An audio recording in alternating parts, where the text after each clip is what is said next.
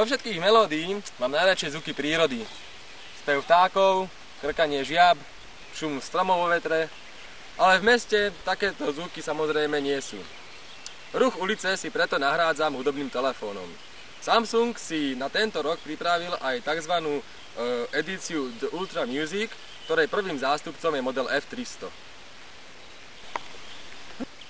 F300 je prvý telefón na našom trhu jednoduchej konštrukcie, ale s oboma funkčnými stranami. Z jednej je to bežný telefón s veľkou klávesnicou a netradične malým displejom, z druhej je to hudobný telefón s veľkou obrazovkou a dotykovou ovládacou plochou. Z prednej strany F300 vyčítam akorát malý displej. Klávesnica je veľmi pohodlná, zvykol som si na takmer okamžite, ale kvôli malému displeju chýba plnohodnotné využitie funkcií ako kalendár, chýbajú takisto Java aplikácie a kalkulačku tiež v F300 nenájdete. Zaujímavé je umiestnenie konektora pre pripojenie slúchadiel, ktoré pri práci s telefónom trochu zavadzia. Viditeľnosť malého displeja na slnku je tragická. V takých bežných slnečných podmienkach na ňom neuvidíte takmer nič.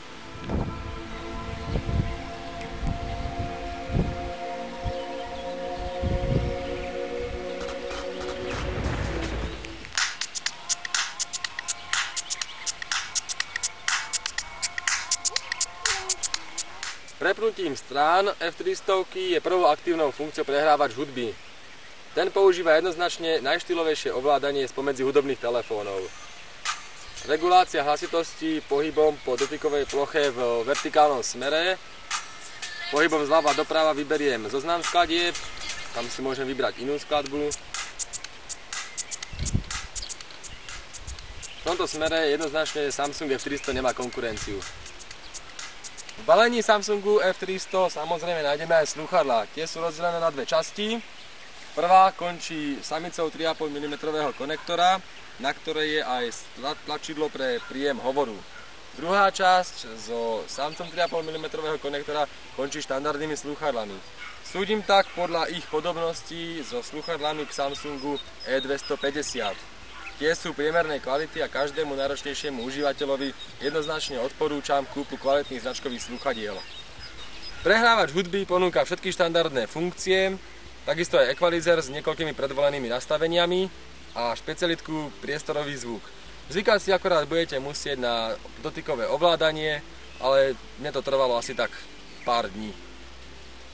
Záznam QVGA videí patrí na štandardu a 2 megapixelové snímky z fotoaparátu sú priemernej kvality. Fotoaparátu však nemám čo vyčítať, drvivej väčšine užívateľov určite bude postačovať. Prezeranie obrázkov odporúčam na zadnej strane prístroja, veľká obrazovka je v tomto prípade oveľa lepším riešením.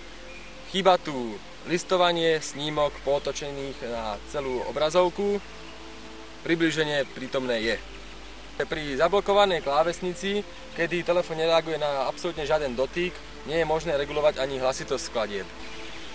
Bežne to vo videorecenziách nerobím, ale v prípade F300 sa budem venovať aj konštrukcii.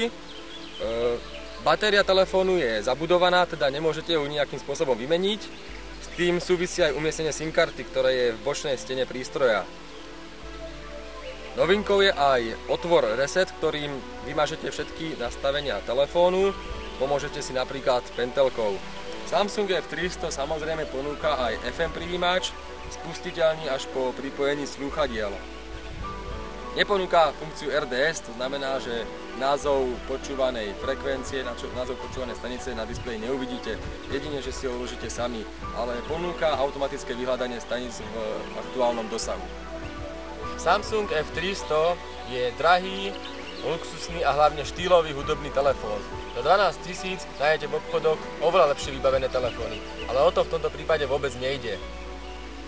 V strednej časti si pohodlne zavoláte, napíšete správu, ale na zadnej sa ukrýva fotoaparát a hlavne elegantný prehrávač hudby.